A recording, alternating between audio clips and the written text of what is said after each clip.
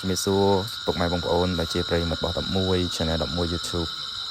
TikTok 11ហើយនិង Page 11កុំភ្លេចជួយចុច Subscribe និងដាក់រូបកណ្ដឹងទាំងអស់គ្នា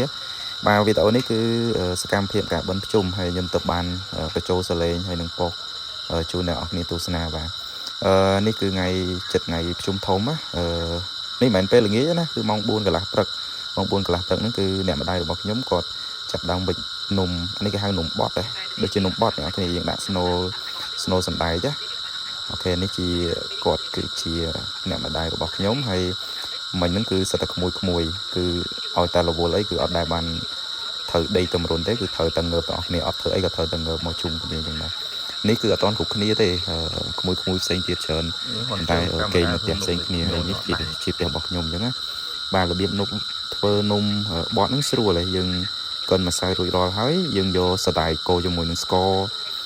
ឲ្យឈ្ងុយឲ្យឆ្អិនមកហើយលាយជាមួយនឹងល្ងទៅគឺរួចរាល់ហើយរបៀបនៃការធ្វើបត់វិចនំហ្នឹងគឺបែបហ្នឹងអ្នកនរយើងយកស្លឹកចេកមកហើយយើងលាបខ្លាញ់នៅក្នុងនឹងដើម្បីឲ្យល្អិលពេលយើងឆ្អិនមកយើងបកញ៉ាំទៅវាអត់ជាប់ណាអូខេយើងមូលចឹងមកហើយយើងបត់គេមានកាច់ត្រួយនៅហ្នឹងគេហៅកាច់ត្រួយអូខេខ្ញុំអត់ចេះធ្វើទេខ្ញុំកាច់ត្រួយអត់ស្អាតចឹងម៉ែគាត់អត់ឲ្យធ្វើបាទនេះគាត់ណាបញ្ចូលសលេងគាត់នឹកឃើញឃ្លាននំទៀតដែរ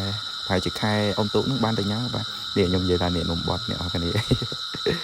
បាទបន្ទាប់ពីហ្នឹងគឺប្រហែលជាខ្ទង់ម៉ោង 5 ម៉ោង 6 ហ្នឹងខ្ញុំចាប់ផ្ដើមថតផ្កាថតធម្មជាតិនៅជុំវិញផ្ទះរបស់ខ្ញុំហ្នឹងមានតាំងពីបន្លែមានទាំងស្រះត្រីមានតាំងពីដើមចេកមានទាំងអីអញ្ចឹងណាអ្នកនរគ្នានេះគឺជា view ជុំវិញផ្ទះអត់មានអីមានដើមស្វាយចន្ទីដើមចេកមានបន្លែមានអីជុំវិញហ្នឹងអញ្ចឹងណានេះស្រះត្រីស្រះធំហើយមានស្រះ 3 4 ទៀតជុំវិញហ្នឹងបើអ្នកទាំងអស់គ្នាបានទៅលេងងើបផឹកឡើងដល់ refresh យ៉ាងណាទេបាទហើយខាងមុខផ្ទះគឺយើងមានវាលស្រែនេះគឺឆ្នាំនឹងល្អមែនតើអូខេនេះគឺជាស្មៅយំទៅfresh មែនតើនៅពេលយើងងើបពីព្រលឹមអញ្ចឹងទៅយើងលុំមុខហើយយើងដើរជុំវិញផ្ទះក៏ដូចជានៅក្រោយផ្ទះមុខផ្ទះអញ្ចឹងទៅយើងឃើញមានដើមឈើមានដំណាំមានស្រូវដែលកំពុងតែត្រូវទឹកសន្សើមហើយជាមួយនឹងសត្វកន្លង់កំពុងតែក្រេបយកទឹកសន្សើមពីផ្កាពីអីនេះគឺជាផ្កាននោងអ្នកនរគ្នានេះកន្លង់កំពុងតែក្រេបលំអងផ្កាពីននោងអញ្ចឹងអ្នកនរគ្នាបាទបន្ទាប់ពីព្រឹកធ្វើនំធ្វើអីហើយខ្ញុំហើយនឹងមួយបងស្រីក៏បាននាំគ្នាទៅវត្តដើម្បីយកចង្ហាន់យកថវិកាចូលបច្ច័យក៏ដូចជា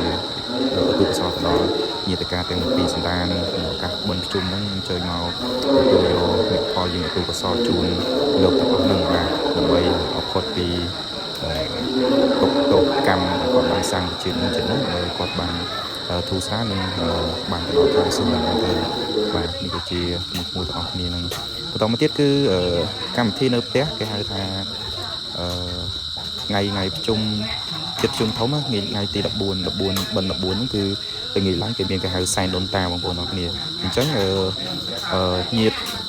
បងប្អូនខ្សែស្រឡាយទាំងអស់គ្នាត្រូវមកជុំគ្នាទាំងអស់ដើម្បីធ្វើការសែនដូនតានៅតាមផ្ទះនីមួយៗបាទនេះគឺជាបងប្អូនទាំងអស់គ្នាដែល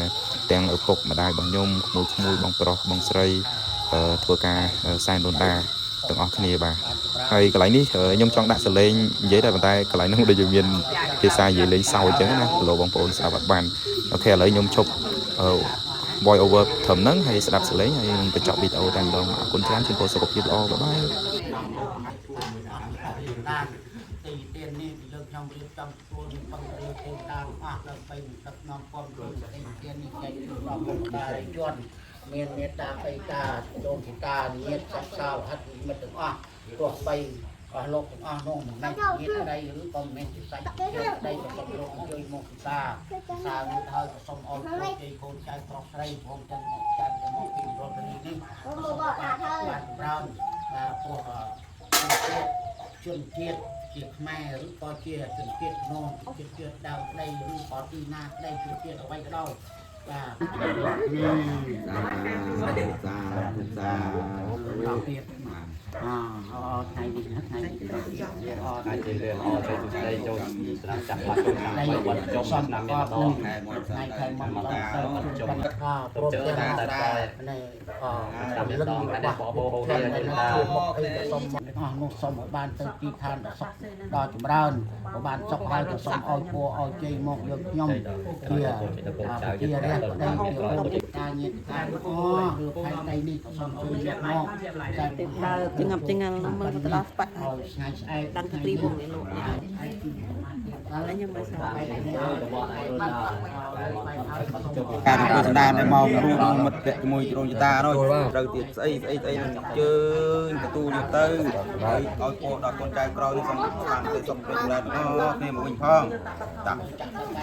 Thì rồi bà đã